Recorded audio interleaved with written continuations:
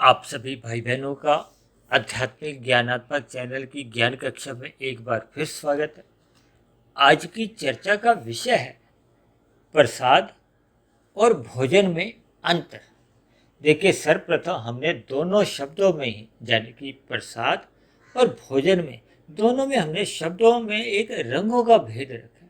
और अक्सर देखिए इस बात पर मैं जोर देकर कहता हूँ कि जब जब हम देखिए सफ़ेद रंग से कोई शब्द को दर्शाते हैं, जब उस पर जोर देते हैं तो उस पर हमें चिंतन करना होता है, उस पर हमें व्यवहार में अपने एक अपनाना होता है। देखिए, अक्सर हम सत्वगुण को, विशुद्ध सत्वगुण को, आत्मा को, परमात्मा को सफ़ेद रंगों से ही दर्शाते हैं। सात्विक स्थितियों को हम सफ़ेद रंग से ही दर्शाते हैं। जब उन स्थितियों विशेष पर जिस पर हमें देखिए मंथन करना होता है, सुधार लाना होता है, तो ऐसे शब्दों को भी हम अधिक महत्व देने के दृष्टिकोण से उनको हम देखिए सफ़ेद रंग से दर्शाते हैं। आज क्योंकि हम सभी भाई बहनों के जीवन में देखिए भोजन को अधिक महत्ता दी जा रही है, लोगों के भोग विषयों में अधिक रुचि बनती जा रही है, लोगों का खाना पीना बिगड़ता जा रहा है। देखिए, खाने पीने का अभिप्राय केवल उस भोजन से नहीं जो आपके हमारे मुंह में जाता है, बल्कि हम आँखों से क्या देखते हैं, हम अपने कानों से क्या सुनते हैं, यानी कि हम अपनी स्थूल इंद्रियों द्वारा कैसे कैसे हम विषय ग्रहण करते हैं, यानी कि अपनी सभी इंद्रियों द्वारा। देखिए, आंखों द्वारा जो देखना भी वो आंखों का एक भोजन ही है। एक साधारण मनुष्य तो देखिए केवल मुंह के अंदर जो पदार्थ डालता है उसी को ही भोजन समझता है। देखिए, स्थूल शरीर की जो भी आपकी हमारी ज्ञानेंद्रिय हैं, ये 5 ज्ञानेंद्रियों द्वारा जो हम 5 भोग विषयों का सुख लेते हैं, ये आपके हमारे देखिए एक भोजन ही है। यही भोजन ही देखिए जब मनुष्य के भोग में एक गति पकड़ जाते हैं, गति का अभिप्राय कि आपके हमारे देखिए भोग बढ़ने लगते हैं, आपके हमारी इच्छाएं बढ़ने लगती हैं। हालांकि शास्त्रों में भी देखिए स्थूल शरीर की आवश्यकताओं की पूर्ति करना तो आपका हमारा एक धर्म है। यदि हम अपने स्थूल शरीर की आवश्यकताओं की पूर्ति ही नहीं करेंगे तो फिर ये जो आपका हमारा स्थूल शरीर है ये जल्दी ही एक मृत्यु को प्राप्त हो जाएगा, ये अस्वस्थ रहेगा, आपकी हमारी आयु घट जाएगी। क्योंकि मनुष्य जोनि देखिए केवल कर्म जोनि ही नहीं है, साधना जोनि भी। और साधना कब तक हम कर सकते हैं? जब तक आपका हमारा स्थूल शरीर एक जागृत अवस्था में, जीवित अवस्था में, यानी कि मृत्यु से पूर्व हम जितने भी एक पुरुषार्थ करते हैं परमात्मा के लिए, देखिए साधना किसकी करनी है? उस परम पिता परमेश्वर की करनी है। ये जो हम विषय भोगों की ये जो हम भागदौड़ करते हैं ना, प्राप्ति के लिए भोजन ग्रहण करते हैं, फिर आपके हमारे भोग विषय बढ़ते जाते हैं, वो इतने बढ़ते जाते हैं कि मनुष्य उन्हीं भोग विषयों की प्राप्ति के लिए ही दिन भर भागदौड़ करता रहता है। इसलिए देखिए मेरे मन में आया कि हम प्रसाद और भोजन में थोड़ा भेद करते हुए हम अपनी दिनचर्या में ये जो आपके हमारी भोजन के प्रति ही रुचि बनी रहती है, देखिए 5 विषयों के प्रति जब रुचि बनी रहती है तो फिर जब जब हम देखिए सात्विक स्थितियों में जब सत्संग करते भी हैं तो फिर आपका हमारा मन विचलित रहता है, बेचैन रहता है, श्रद्धापूर्वक सत्संग होता नहीं है। जब बेमन से ही सत्संग होता है तो फिर उसके देखिए कोई आपका हमारा संस्कार ही नहीं बनते, क्योंकि संस्कार तो तभी बनते हैं जब हम सुने हुए सत्संग पर थोड़ा चिंतन करें, मनन करें। ये चिंतन और मनन तो देखिए तभी संभव हो पाता है जब आपने हमने मन सहित श्रद्धा पूर्वक उस सत्संग में देखिए पढ़ा हो या सुना हो। हम जितनी भी ये प्रतिदिन एक वीडियो तैयार करते हैं, यदि हम इसको देखिए श्रद्धा पूर्वक सुनते नहीं हैं तो फिर हम इस पर कैसे विचार करेंगे? देखिए, सुनना स्थूल शरीर का काम है और मन लगा के सुनना ये सूक्ष्म शरीर। देखिए, मन और बुद्धि क्या है? ये सूक्ष्म शरीर के तत्व है। और जब तक देखिए सुने हुए का एक स्वभाव को, संस्कार को आपके हमारे कारण शरीर में नहीं बनता, यानी कि जब तक ज्ञान टिकता नहीं है, जब तक ज्ञान टिकता नहीं है तो फिर आपके हमारे जीवन में कोई सकारात्मक परिवर्तन आता नहीं। अक्सर मनुष्य देखिए सत्संग करते हैं, आधे घंटे का, एक एक घंटे के, दो दो घंटे के भी, लेकिन उनका व्यवहार कहो, दिनचर्या कहो, वो वैसे ही राजसिक या तामसिक ही बनी रहती है। देखिए आपके हमारे जो तीन शरीर हैं, स्थूल शरीर, सूक्ष्म शरीर और कारण शरीर, ये भले ही माया के बने हुए हैं। माया के अभिप्राय की ये तीनों शरीर भी देखिए एक नाशवान है। नाशवान का अभिप्राय है कि ये भौतिक प्रकृति ही अपने आप में देखिए कोई नित्य नहीं, केवल इसके जो तीन गुण है, तमोगुण, रजोगुण और सतोगुण, इनको नित्य कहा जाता है। या फिर आपके हमारी आत्मा और परमात्मा, ये दोनों चेतन तत्व हैं।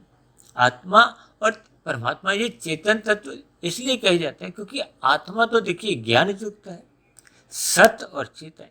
देखिए ज्ञान को नित्य कहा जाता है, और परमात्मा तो देखिए अनंत स्वरूप सत्ता है। परमात्मा को अनंत स्वरूप सत्ता इसलिए कहा जाता है क्योंकि परमात्मा के अलावा और अनंत कहीं है ही नहीं। क्योंकि भौतिक प्रकृति तो देखिए द्वैत कही जाती है, यहाँ सुख के साथ दुख जुड़ा ही रहता है। जबकि भगवान श्री कृष्ण ने तो देखिए इस जगत को, इस संसार को दुखालय नाम से संबोधित किया। देखिए जब इसका नाम ही दुखालय है तो इसका अभिप्राय हमें एक बुद्धि के स्तर पर स्वीकारना चाहिए कि यहाँ दुख अधिक बने रहते हैं। और मैं तो अक्सर इस बात को बहुत ही दावे से कहता हूँ कि आपके हमारे जीवन में देखिए सुख आते हैं, घंटों के हिसाब से आते हैं, दिनों के हिसाब से आते हैं, जबकि सुख के बाद जब दुख आते हैं ये तो देखिए हफ्तों के हिसाब से आते हैं, महीनों के हिसाब से आते हैं, सालों के हिसाब से आते हैं। कुछ मनुष्यों के जीवन में तो देखिए दुख बने ही रहते हैं। और इस बात को कभी कभी मैं और अधिक जोर देकर ऐसे भी कह देता हूँ कि यहाँ देखिए सुख है ही नहीं, यानी कि भौतिक प्रकृति में देखिए सुख नाम की कोई चीज ही नहीं। भले ही रजोगुण में देखिए हमें अल्पकालिक सुख मिलते हैं, और इसलिए मैं देखिए इस बात को भी दावे से कहता हूँ कि इस जगत में, इस संसार में बड़े दुख हैं या छोटे दुख हैं। बड़े दुखों के बाद जैसे ही छोटे दुख आपके हमारे जीवन में आते हैं, हम उन्हीं दुखों को ही, उन्हीं छोटे दुखों में ही हमें आपको थोड़ा सुख की प्रतीति होती है। आप भाई बहनों को देखिए ध्यान होगा कि तकरीबन 2-3-4 दिन पहले हमने देखिए एक विषय रखा था मनुष्य का मन, और साथ में हमने देखिए 3 शब्द लिखे थे। पहला शब्द हमने लिखा था देखिए मंदिर, फिर कुछ बिंदु डाल के हमने मंगलवार लिखा था, फिर कुछ बिंदु डाल के हमने मेहमान शब्द लिखा था, और साथ में एक प्रश्न चिन्ह लिख दिया था। तो कुछ भाई बहनों के मेरे पास देखिए प्रश्न आए, और ये प्रश्न देखिए प्रसाद से संबंधित थे। तो फिर मेरे मन में आया देखिए प्रसाद और भोजन में कुछ मूलभूत जो अंतर मेरे समझ में आता है। देखिए अक्सर मैं शास्त्रों की बातों का अध्ययन करता हूँ, तो उसमें जो बात की मैं एक संगति लगाता हूँ, अपने गुरुओं का जो प्रवचन सुनता हूँ, उन सभी सुने हुए प्रवचनों के आधार पर परमात्मा की प्रेरणा से मैं उन सुने गए या पढ़े गए शास्त्रों को मैं उस पर कोई शोध करता हूँ, उसको तर्क पूर्वक उस पर कोई विचार रखता हूँ। फिर जैसे जैसे मन में कुछ वीडियो का एक नाम मेरे मन में एक स्थिर होता है, तो उस बनी हुई वीडियो पर रखे हुए नाम पर फिर मैं कुछ एक अपने दिनचर्या में जो आपके हमारे जीवन में एक घटनाएं चल रही होती हैं, या आपका जैसा हमारा जीवन चल रहा होता है, उनको मैं सैद्धांतिक बातों से जोड़कर फिर अपनी वीडियो को एक चर्चा का एक विषय बना देता हूँ, ताकि हम सभी भाई बहनों के जीवन में देखिए सात्विक स्थितियाँ हैं। क्योंकि वर्तमान समय देखिए कलयुग चल रहा है, हम कलयुग को सतयुग बना नहीं सकते, लेकिन हम अपने व्यक्तिगत स्तर पर, अंतःकरण के स्तर पर, यानी बाहरी स्तर पर तो देखिए प्रकृति का जो सा गुण चल रहा है।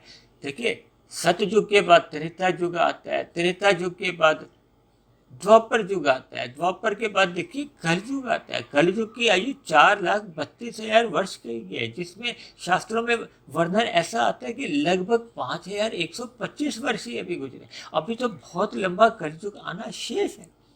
लेकिन हम अपने मन की जैसी जैसी स्थितियां बना लेते हैं। देखिए हम अपने मन की स्थिति तो सदा ही सतयुग की जैसी स्थिति, सात्विक स्थिति बना सकते हैं, जब आपके हमारे मन बुद्धि के स्तर पर केवल परमात्मा का ही चिंतन बना रहता है।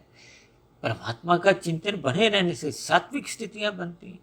जब सात्विक स्थितियां बनती हैं तो आपके हमारे मानव बुद्धि में देखिए एक भोगों के फुरने जागृत ही नहीं होते। जब फुरने ही नहीं उठते तो फिर आपके हमारे स्थूल शरीर की जो एक कर्मेंद्रिय हैं, ज्ञानेंद्रिय हैं, उन विषयों की ओर भागते ही नहीं। यानी कि आपका हमारा मिला हुआ जीवन एक व्यवस्थित रहता है, संतुलित रहता है, अनुशासित रहता है। और जब अनुशासित रहता है तो देखिए हम अपने स्थूल शरीर की आवश्यकताओं की पूर्ति के लिए फिर हम भोजन ग्रहण नहीं करते। हम ग्रहण किए ये भोजन को एक प्रसाद रूप में लेते हैं। और जब हम देखिए इस भोजन को एक भोग रूप में लेते हैं तो फिर आपके हमारे जीवन में क्या है, देखिए अक्सर दो शब्द आपने सुने होंगे ना, जैसा खाओ अन्न वैसा बनता है आपका मन, जैसा अन्न वैसा मन। ये खाता कौन है? स्थूल शरीर। देखिए आपके हमारे तीन शरीर हैं, स्थूल शरीर, सूक्ष्म शरीर और कारण शरीर। स्थूल शरीर पृथ्वी जल अग्नि वायु आकाश का बना है, इसको तामसी कहा जाता है। ये जो शास्त्रों में पृथ्वी जल अग्नि वायु आकाश को तामसी कहा गया। और इसके जो सूक्ष्म तत्व है जिनसे ये बनता है उनको क्या भी तामसी कहा गया है, उनको तन्मात्रा कहा जाता है। ये तन्मात्राएं क्या है? इनके सूक्ष्म भूत को जो कि गंध, रस, रूप, स्पर्श और शब्द। देखिए गंध से ही पृथ्वी तत्व की उत्पत्ति होती है, रस से जल तत्व की उत्पत्ति होती है, इसी तरह रूप से अग्नि तत्व की, इसी तरह स्पर्श से वायु तत्व की और शब्द से आकाश तत्व की उत्पत्ति होती है। देखिए ये जो आकाश में कितने ही उपग्रह छोड़े गए ना, ये जो सैटेलाइट छोड़े जाते हैं, आप देखोगे कि आपके घरों के आसपास या व्यवसाय के आसपास विभिन्न प्रकार की ऊंची ऊंची ये जो टावर लगी हुई हैं, इन्हीं से तो देखिए ये एक सिग्नल आते हैं आपके हमारे मोबाइल पे, जो हम एक दूसरे से बात करते हैं या हम देखिए जो वीडियो भी बनाते हैं, फिर ये जो इसको हम प्रसारित करते हैं, तो आप भाई बहन वीडियो को यूट्यूब पे सुनते हो। ये किसके कारण? देखिए इन छोड़े गए सैटेलाइट के कारण ही तो आपके पास हमारे ये जो इंटरनेट की सुविधा आती है। तो इन सभी बातों को देखिए हमें ज्ञानपूर्वक समझना होगा। आपका हमारे ये स्थूल शरीर का निर्माण कैसे होता है? देखिए जी इसके पीछे भी तो 5 भोग विषय हैं। माता के गर्भ में जो 9 माह और 9 दिन के दौरान जो आपका हमारा शरीर बनता है, देखिए अक्सर जब स्थूल शरीर का पूर्ण अवस्था आ जाती है तो फिर हम माता के गर्भ से बाहर आते हैं, तो फिर आपका हमारा स्थूल शरीर फिर एक वृद्धि को प्राप्त होता है, एक छोटा बालक होता है, फिर वो एक बचपन अवस्था रहता है, फिर उसकी किशोर अवस्था आती है, फिर युवा अवस्था आती है, फिर उसकी एक प्रौढ़ अवस्था आती है, फिर वृद्धावस्था आती है और फिर उसकी मृत्यु आ जाती है। यही तो स्थूल शरीर का स्वभाव है। यानी कि ये स्थूल शरीर जिसको तामसी कहा गया, शास्त्रों में तो देखिए भगवान श्री कृष्ण ने इस स्थूल शरीर को एक रथ की संज्ञा दी है। रथ की संज्ञा देकर इसको एक महत्ता बताई, क्योंकि स्थूल शरीर मनुष्य जोनि का ही स्थूल शरीर को देखिए कर्म जोनि से जोड़ा गया, साधना जोड़ी से जोड़ा गया। ये जन्म मरण का जो 84 लाख जोनियों में जन्म मरण का जो बंधन है, ये मनुष्य योनि में ही बनता है। देखिए मनुष्य योनि क्योंकि कर्म योनि, हम जितने भी कर्म करते पाप कर्म पुण्य कर्म जो करते रहते हैं, क्योंकि मनुष्य योनि का जन्म तो देखिए तभी मिलता है जब संचित कर्मों में पाप और पुण्य कर्मों की तुल्यता रहती है, पुण्य कर्मों की अधिकता रहती है। और ये जो हम मनुष्य से नीचे की जो 80 लाख प्रकार की जोनियां, जिनमें कितनी ही जोनियां तो देखिए हम अपने घरों के आसपास ही देखते हैं। शास्त्रों में कहा गया ना, ये जल में रहने वाले जीव जंतु हैं, पेड़ पौधे, कीट पतंगे, पक्षी, पशु, ये 80 लाख प्रकार की जोनी, ये तामसी जोनी, ये दंड रूपी जोनी।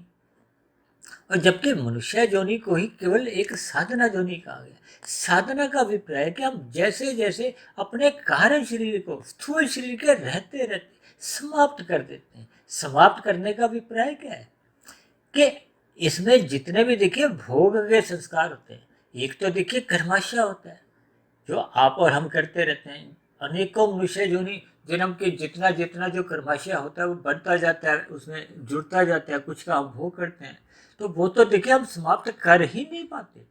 शास्त्रों में कहा गया कि हमें केवल उससे संबंधित जो संस्कार हैं वो समाप्त करने हैं। अज्ञानता के संस्कार को भोग के उन संस्कारों को हमने दग्ध बीज करना है। जब संस्कार ही दग्ध बीज हो जाते हैं तो फिर क्रमशः अपने आप में वो फल देने में असमर्थ रहता है। जब तक उससे संबंधित संस्कार जीवित अवस्था में नहीं होते, यानी कि क्रियाशील नहीं होते, तब तक तो देखिए क्रमशः भी अपना फल देने में असमर्थ, ऐसा शास्त्रों में ही कहा है। इसलिए हम सभी भाई बहन अपने मिले हुए जीवन में जितना अधिक अपने जीवन को देखिए प्रसादमय बनाएंगे। प्रसादमय का अभिप्राय है कि जब हम अपने स्थूल शरीर के लिए जो भोजन भी ग्रहण करते हैं ना, वो परमात्मा को अर्पित करते हुए सीधा सादा हम अपना एक जीवन रखेंगे, जिसको कहते हैं ना सादा जीवन उच्च विचार। इसका अभिप्राय तो क्या है कि हमने अपनी दिनचर्या सात्विक रखनी है, अनुशासित रखनी है और रजोगुण मर्यादा में रखना। रजोगुण मर्यादा का अभिप्राय है कि हमने अपने केवल स्थूल शरीर की आवश्यकताओं की पूर्ति के लिए ही पुरुषार्थ करना। उससे अधिक यदि हम पुरुषार्थ करते हैं तो हम अन्य जीवों के लिए कहो, अन्य निर्बल मनुष्यों के लिए हम, या धर्म के प्रचार के लिए हम पुरुषार्थ करें, परमात्मा के लिए पुरुषार्थ करें, लेकिन स्वयं के लिए, स्वार्थ के लिए हमें केवल अपनी आवश्यकताओं की पूर्ति तक ही एक अपने आप को एक क्रियाशील रखना। अब देखिए हम ये जो प्रसाद का जो जिक्र करते हैं ना, मैंने तो कहीं यहाँ भी पढ़ा कि देखिए परमात्मा को जो हम एक पदार्थ है जो कि एक शास्त्रों के अनुसार देखिए जो एक भोजन बताए गए, अक्सर देखिए ये तुलसी कृत होता है, जल अमृत होता है, पंचामृत का तो एक विशेष हम सभी भाई बहन जानते ही हैं। देखिए जो दूध, दही, शहद, गंगा जल और घी से बनता है, जिसको कहते हैं ना, हम घर पे भी देखिए जब कभी पूजा करवाते हैं तो पंडित लोग, ब्राह्मण लोग क्या कहते हैं कि वो पंचामृत बनाओ। आज कलयुग में भी देखिए ऐसे परिवार भी देखने को मिलते हैं, भले ही उनकी संख्या देखिए बहुत कम है, जो दिन में अपने सुबह का नाश्ता या दोपहर का भोजन या रात का खाना जितना भी बनाते हैं वो सर्वप्रथम परमात्मा को अर्पित करते हैं। यानी परमात्मा को अर्पित करना कहो, परमात्मा का उस भोजन पर आशीर्वाद पाना कहो। देखिए मैंने तो एक शास्त्र में यहाँ तक भी पढ़ा था कि प्रसाद का क्या अभिप्राय है कि प्रभु के साक्षात दर्शन भाव। और ये मुझे पढ़ के बहुत ही अच्छा लगा। देखिए जो बात तर्क संगत होती है उसको मानन लेना चाहिए, क्योंकि प्रसाद में देखिए जब आप संधि विच्छेद करते हो तो 3 शब्द आते हैं ना, प्र, सा, दा। और प्रा से मतलब प्रभु, सा से मतलब साक्षात, और दर्शन से देखिए हम दा से दर्शन जोड़ सकते हैं। तो ये सभी भाव जब आपके हमारे भीतर आते हैं तो हमारे अंदर एक सरलता आती है, विनम्रता आती है, हमारे अंदर कोई विकार उत्पन्न ही नहीं होते। जब आपके हमारे भीतर में देखिए विकार उत्पन्न ही नहीं होते तो आपका हमारा दिनचर्या एक सात्विक बनी रहती है। सात्विक दिनचर्या में रजोगुण मर्यादा में रहता है और जो तमोगुण का मल रूपी संग है उससे तो मनुष्य अप्रभावित रहता है। तब ऐसी स्थिति में देखिए उसके जीवन में होने वाले जो कर्म है, या तो पुण्य कर्म होते हैं या विशेष प्रकार के पुण्य कर्म होते हैं, और जैसे जैसे उसकी देखिए परमात्मा में अधिक प्रीति होती जाती है तो फिर उसके निष्काम भाव से कर्म होने लगते हैं। निष्काम भाव से कर्म होने को ही शास्त्रों में देखिए एक कर्म योग का नाम भी दिया गया है। यही आपकी हमारी आध्यात्मिक यात्रा को एक गति देते हैं। शास्त्रों में देखिए यहाँ तक भी कहा गया कि पहली रोटी देखिए गाय की बनानी चाहिए, फिर ये देखिए कुत्ते के लिए, कौवे के लिए, चींटी के लिए, देवताओं के लिए कुछ निकालने का। देखिए ये सभी बातों को हमें तर्कपूर्वक समझना चाहिए। ये देवताओं का अभिप्राय देखिए अतिथि से भी लिया जाता है। अतिथि का अभिप्राय तो देखिए का अक्सर एक साधारण मनुष्य समझता ही है कि जिसके आने की कोई तिथि नहीं है उसको अतिथि कहा जाता है। यानी इन सभी बातों से हमें देखिए अपने जीवन को एक सात्विक बनाना है। जब हम देखिए अपने जीवन में सीमित आवश्यकताओं में जीते हुए परमात्मा का दिया हुआ उसको प्रसाद समझते हैं। परमात्मा ने हमें जैसे जैसी परिस्थितियां जीवन में दी हैं, जैसे जैसे माता पिता दिए, परिवार के सदस्य दिए, या आसपास का जैसा भी देखिए परमात्मा ने हमें रहने को माहौल दिया है, या आर्थिक रूप से या किसी भी रूप से देखिए परमात्मा ने जैसे भी परिस्थितियां दी, उन परिस्थितियों हमें स्वीकारना चाहिए प्रसन्नतापूर्वक। और नए कर्म हमें देखिए सात्विक भाव से करने चाहिए। जब आपके हमारे जीवन में ये परमात्मा के प्रति ऐसे भाव बने रहते हैं, तो फिर आपके हमारे दिनचर्या में हम फिर ये भोजन ग्रहण नहीं करते। फिर हम अपने घर में जो नाश्ता बनाते हैं या दोपहर का भोजन या रात का खाना, उसमें हम स्वाद को एक महत्व कभी नहीं देते। केवल वो पुष्टिदायक होना चाहिए, आपके स्वास्थ्य के लिए भी अच्छा होना चाहिए। देखिए, मैंने तकरीबन 1-1.5 वर्ष पहले एक वीडियो बनाई थी ना, स्वस्थ स्थूल शरीर की कसौटी, जिसमें देखिए वात कफ पित्त का ये एक सब मिश्रण बताया था कि आपका हमारा स्थूल शरीर स्वस्थ रहता है, आपके हमारे परमात्मा के प्रति एक विशेष आस्था बनी रहती है। जब ये सभी स्थितियां आपके हमारे जीवन में बनी रहती है, तो परमात्मा द्वारा जैसी जैसी परिस्थितियां आपके हमारे जीवन में आती हैं, हम उनको परमात्मा का दिया हुआ एक प्रसाद ही समझते हैं। क्योंकि देखिए, सब कुछ तो परमात्मा ने ही दिया है, हमें उस दिए हुए का हमें एक सदुपयोग करना है। अपने स्थूल शरीर की जितनी भी आयु मिली है, उस मिली हुई आयु का कहो, सांसों का हमें सदुपयोग करते हुए सात्विक दिनचर्या रखनी है। हमने रजोगुण का संग मर्यादा में करना है, तमोगुण को दूषित प्रभाव से हमें बचना है, यानी रात को जल्दी सो जाना है और सुबह जल्दी उठ जाना है। यानी कि हमें ब्रह्म मुहूर्त का संग करना चाहिए, शास्त्रों का अध्ययन करना चाहिए। परमात्मा से हमारी जितनी अधिक प्रीति बढ़ती जाती है, तो फिर आपके हमारे कारण शरीर में शुभ संस्कार बनने लगते हैं, और पहले के जो भोग के कहो जो संस्कार बने होते हैं, तो वह क्रमशः समाप्त होने लगते हैं। जैसे जैसे पुराने अशुभ संस्कार या भोग के संस्कार या अज्ञानता के संस्कार समाप्त होते जाते हैं, और उनके स्थान पर देखिए ज्ञान पूर्वक संस्कार बनते जाते हैं, तो आपके हमारी आत्मा की जो मूल स्थिति है, जो पहले ही ज्ञान स्वरूप थी, उसके ऊपर जो तमोगुण और रजोगुण के भोग के आवरण के वो हटने लगते हैं, और आत्मा अपने मूल स्वरूप में आ जाती है। जैसे जैसे आत्मा का देखिए मूल स्वरूप 50% से अधिक हो जाता है, तो फिर वो परमात्मा की ओर सहज ही उसकी प्रीति होने लगती है। अक्सर मनुष्य अपने स्थूल शरीर को अधिक महत्व देता है। जब जब वो स्थूल शरीर को अधिक महत्व देता है, तो उसके जीवन में ना चाहते हुए भी देखिए भोजन के प्रति ही रुचि बनी रहती है। अब ये भोजन चाहे देखिए पदार्थ का हो, मैंने बताया ना, ये भोजन है, ये 5 विषयों का ही है।